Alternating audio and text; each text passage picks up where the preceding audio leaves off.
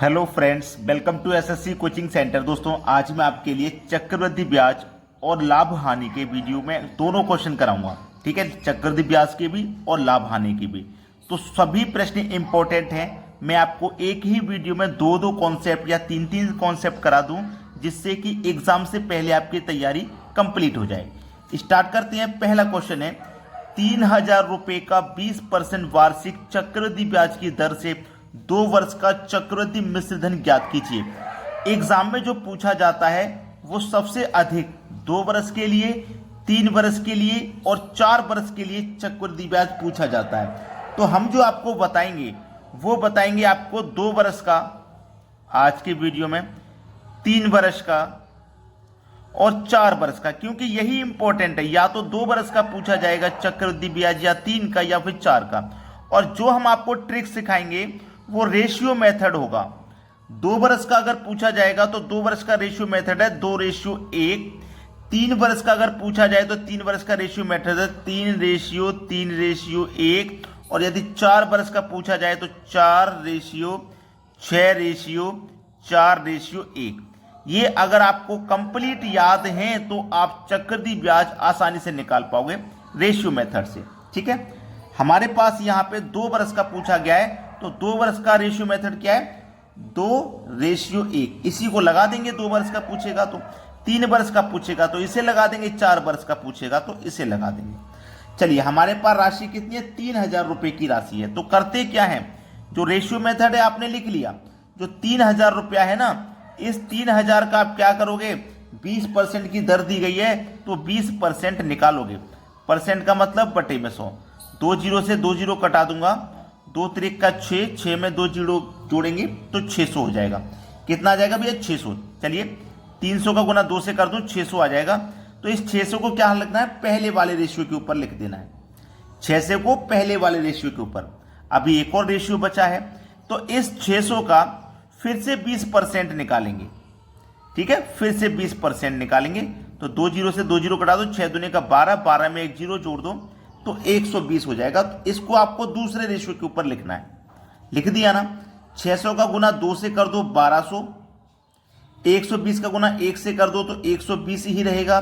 दोनों को जोड़ दो, 1200 और 120 मिलकर के 1320। तो ये है आपका ब्याज। लेकिन आपसे तो मिश्र धन पूछा है। तो मिश्र धन क्या होता है? मूलधन प्लस ब्याज। तो मूलधन आपका 3,000 रुपया है, प्लस ब्याज आपका 1320 है।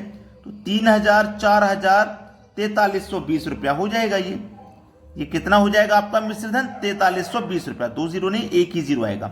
4,320 रुपया आपका बिल्कुल सही जवाब हो जाएगा। ये मिश्र धन हो गया। तो 3 वर्ष का पूछेगा तो ये रेशियो लगाएंगे, 4 वर्ष का पूछेगा तो ये। अब देखते हैं अगला प्रश्न। प्रश्न है, 8,000 रुपये पर 5% प्रति वर्ष की दर से 3 वर्ष का चक्रवृद्धि ब्याज क्या होगा? कब का पूछा है? 3 वर्ष का। तो 3 वर्ष के लिए रेशियो मेथड मैंने क्या लिखवाया था? 3:3:1। यही तो लिखवाया है, इसी को लगा दीजिए। 3:3:1। ठीक है, हमारे पर अमाउंट कितना है? 8,000 रुपये का। तो मैंने क्या बताया है पिछले क्वेश्चन में? जो अमाउंट दिया गया है वो 5% दिया गया, तो 5% निकाल लो। 8,000 का मैं 5% निकालूंगा। परसेंट का मतलब बटे में 100। 2 जीरो से 2 जीरो कट गए, 8 पंजे 40 और 1 ये जीरो 400। तो ये जो 400 आया है इसको पहले वाले रेशियो के ऊपर रख दीजिए। इस 400 का फिर से 5% निकालेंगे। फिर से 5% निकालेंगे। 2 जीरो से 2 जीरो कटा दो, 4 पंजे 20 आ जाएगा। इस 20 को दूसरे वाले रेशियो के ऊपर रख दो। अभी एक और रेशियो बचा है, तो इस 20 का फिर से 5% निकालेंगे। ठीक है, 5%। परसेंट का मतलब बटे में 100। तो देखिएगा, इसको हम कटाएंगे। ये 20 पंजे 100, 5 एकम 5, एक बार में कटाना तो यहां पे हमारा 1 आ जाएगा। जब तक हमारा रेशियो है तब तक हम निकालते जाते हैं। 400 का गुना 3 से कर दो तो 1200। 20 का गुना 3 से कर दो तो 60। 1 का गुना 1 से कर दो तो 1। तो हमारे पास सभी को जोड़ देना है। चक्रवृद्धि ब्याज मालूम हो गया। 1260 और 1 जोड़ देंगे तो 1261। ये 1261 हमारा चक्रवृद्धि ब्याज है। तो रेशियो मेथड कितने बच्चों को पसंद आ रहा है कमेंट करके बता दीजिएगा। अब देखते हैं अगला सवाल। अगला प्रश्न है, 5,000 रुपए पर 4% प्रति वर्ष की दर से 4 वर्ष का चक्रवृद्धि ब्याज क्या होगा। देखिए इस बार क्या पूछा गया, 4 वर्ष का।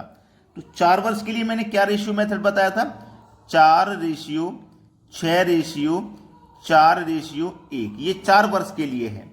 और प्रश्न जो पूछा जाएगा ना एग्जाम में, 2 वर्ष, 3 वर्ष, 4 वर्ष, यही पूछा जाएगा। और मैं आपको बता दे रहा हूं, तो प्रश्न कभी भी आ जाए आप आसानी से कर लीजिएगा। आपको क्या दिया गया, 5,000 रुपया, तो 5,000 का क्या निकालेंगे, 4% निकालेंगे।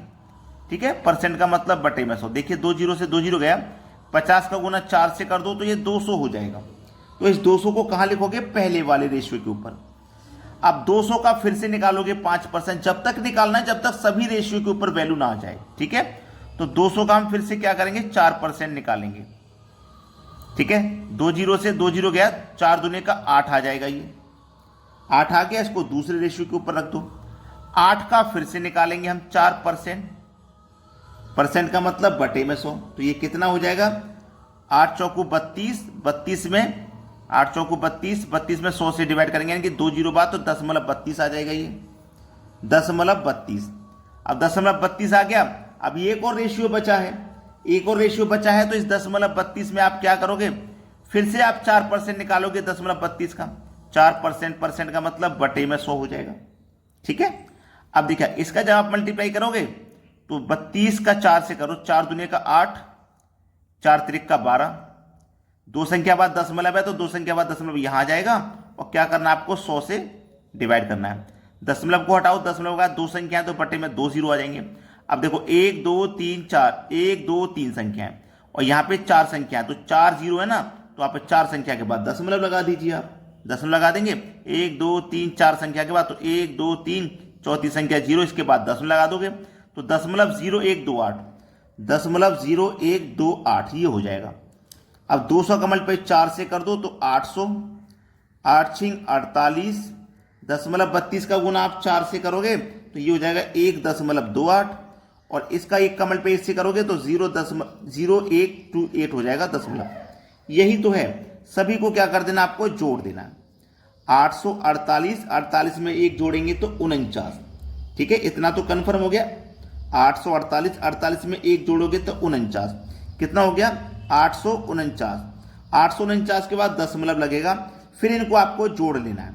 28 और 128 इसको जोड़ेंगे आप तो ये हो जाएगा आपके पास, दशमलव के बाद 28 है, देखो दशमलव के बाद 28 है, और ये दशमलव के बाद कितना है, 0.128, यही तो है, इसको जोड़ना है। 8 फिर 2, 8 और 1 9, और 2 का 2, इसको जोड़ना है और इसको लिख देना है 2928। ये आपके सवाल का देखो बिल्कुल सही जवाब हो जाएगा। चक्रवृद्धि ब्याज क्या होगा, चक्रवृद्धि ब्याज इतना हो जाएगा। आपको जब ऐसे दशमलव में सवाल आ जाते हैं ना उनका आंसर, तो वो आपको बहुत परेशान करता होगा। आज के बाद परेशान नहीं करने वाला, मैं आपको एक एक चीज बारीकी से बता रहा हूं, कोई भी कंफ्यूजन आपको नहीं होना चाहिए। तो मैंने आपको 2 बरस, 3 बरस और 4 बरस का चक्रवृद्धि ब्याज निकालना बता दिया रेशियो मेथड से। अब मैं आपको कराऊंगा प्रॉफिट लॉस के सवाल। अब देखते हैं अगला सवाल। अगला प्रश्न है, 25 वस्तुओं का क्रय मूल्य 20 वस्तुओं के विक्रय मूल्य के बराबर है, तो लाभ या हानि प्रतिशत क्या है। देखिएगा आप इसे फॉर्मूले से करते होंगे, क्रय मूल्य, क्रय वस्तु माइनस विक्रय वस्तु बटे में विक्रय वस्तु। ये फॉर्मूला मैं नहीं बताऊंगा आपको, मैं आपको डायरेक्ट करना बताऊंगा। आपसे बोला 25 वस्तुओं का क्रय मूल्य, 25 वस्तुओं का क्रय मूल्य, क्रय मूल्य मतलब कॉस्ट प्राइस। ठीक है, 20 वस्तुओं के विक्रय मूल्य, 20 वस्तुओं के विक्रय मूल्य, विक्रय मूल्य मतलब सेलिंग प्राइस के क्या है, बराबर है। बराबर है तो बराबर कर दीजिए। अब लाभ या हानि बताना है। देखो इधर क्या है, कॉस्ट प्राइस। जब मैं सेलिंग प्राइस को इधर लाऊंगा तो कॉस्ट प्राइस के बटे में सेलिंग प्राइस आ जाएगा। जब सेलिंग प्राइस इधर चला गया तो यहां बचा 20, 25 को इधर लेके जाऊंगा, 20 के बटे में आ जाएगा 25। देखो कॉस्ट प्राइस कितना है 20, सेलिंग प्राइस 25, यानी कि 20 रुपए की चीज को आप 25 में बेच रहे हो तो आपको 5 रुपए का फायदा होगा। फायदा निकालो चाहे नुकसान, हमेशा कॉस्ट प्राइस पे निकलता है। तो कॉस्ट प्राइस आपका 20 है और प्रतिशत के लिए आप क्या करोगे, 100 से गुना। तो 20 से 100 कट जाएगा 5 बार में, 5 का गुना 5 से कर दो, 25% आपके सवाल का बिल्कुल सही जवाब है। तो यहां पे हमें क्या हो रहा है, प्रॉफिट हो रहा है। हम 20 रुपए की चीज को 25 में बेच रहे हैं, यहां पे हमको लाभ हो रहा है, प्रॉफिट हो रहा है। ठीक है, अब देखते हैं अगला प्रश्न। अगला प्रश्न है, 360 वस्तुओं का क्रय मूल्य 400 वस्तुओं के विक्रय मूल्य के बराबर है, 360 वस्तुओं का क्रय मूल्य मतलब सेलिंग कॉस्ट प्राइस, 400 वस्तुओं के विक्रय मूल्य मतलब सेलिंग प्राइस के क्या है, बराबर कर दीजिए। अब इधर कॉस्ट प्राइस है, जब सेलिंग प्राइस इधर आएगा तो कॉस्ट प्राइस के बटे में सेलिंग प्राइस आ जाएगा। इधर 400 बचा, 400 है, 40 नहीं 400, इधर 400 बचा, सेलिंग प्राइस तो चला गया, इधर 400 ही बचा। अब 360 को इधर लेके आऊंगा तो 400 के बटे में 360 हो जाएगा। अब कॉस्ट प्राइस देखो 400 रुपये है, सेलिंग प्राइस 300। जब हम 400 रुपये की चीज को 360 में बेचेंगे तो हमें नुकसान होगा भैया 40 रुपये का। अब यहाँ पे हमको हानि हो रहा है, पिछले क्वेश्चन में प्रॉफिट था, यहाँ पे हानि हो रहा है। 400 रुपये की चीज है, 360 में बेचें तो 40 का नुकसान होगा। नुकसान निकालो चाहे फायदा, हमेशा कॉस्ट प्राइस पे निकलता है। कॉस्ट प्राइस 400 है, प्रतिशत के लिए आप क्या करोगे, 100 से गुना। ठीक है, चलिए यहाँ पे 2 जीरो से सीधा 2 जीरो कट गए, 4 से 40 कट जाएगा 10 बार में, लेकिन माइनस का 10, तो यहाँ पे क्या हो रहा है, 10% की हमको हानि होगा। माइनस में आने का मतलब हानि होगा भाई। यही है सवाल का सही जवाब। अब देखते हैं अगला प्रश्न। अगला प्रश्न है, एक व्यक्ति 10 रुपये में 13 बॉल खरीद कर उन्हें 13 रुपये में 10 बॉल के भाव से बेच देता है, लाभ या हानि प्रतिशत क्या है। इसके लिए एक फॉर्मूला ये है, मैं आपको बता दूं कि वस्तु ये लिखना है। रुपए के नीचे रुपए लिखो 10 रुपये, बॉल कितनी है, वस्तु कितनी है 13, फिर रुपए कितने हैं 13 और वस्तु बाद में कितनी होगी 10। अब आपको करना है अंदर वाली संख्याओं का मल्टीप्लाई, तो 13 का गुना 13 से कर दो 169, माइनस कर देंगे बाहर वाली संख्याओं का मल्टीप्लाई, यानी कि 10 का गुना 10 से कर दो, 100 को माइनस कर देंगे, बटे में आएगा बाहर वाली संख्या का मल्टीप्लाई जो कि 100 है। अब क्या कर देना है, 100 से गुना कर देना प्रतिशत के लिए। 169 में से 100 माइनस करोगे तो 69 ही बचेगा, बटे में कितना है 100 और गुने में कितना है 100। सवाल खत्म हो गया, 100 से 100 कट गया, बचेगा क्या 69। यही है आपके प्रश्न का बिल्कुल सही जवाब। अब इसमें हानि है या नुकसान, हानि है या फायदा है, कैसे पता लगेगा। देखो मैंने 169 में से 100 घटाया तो 69 मेरा प्लस का आया, प्लस का आएगा घटाने के बाद तो लाभ होगा, माइनस का आएगा तो नुकसान। इसका मतलब मुझे यहाँ पे क्या हो रहा है, लाभ हो रहा है। ये मेरे सवाल का बिल्कुल सही जवाब है। तो दोस्तों आज का वीडियो आपको कैसा लगा, जिसमें मैंने आपको चक्रवृद्धि ब्याज के सवाल बताए, प्रॉफिट लॉस के बताए, कमेंट करके बताइएगा आपको ये वीडियो कैसा लगा। ठीक है दोस्तों, धन्यवाद।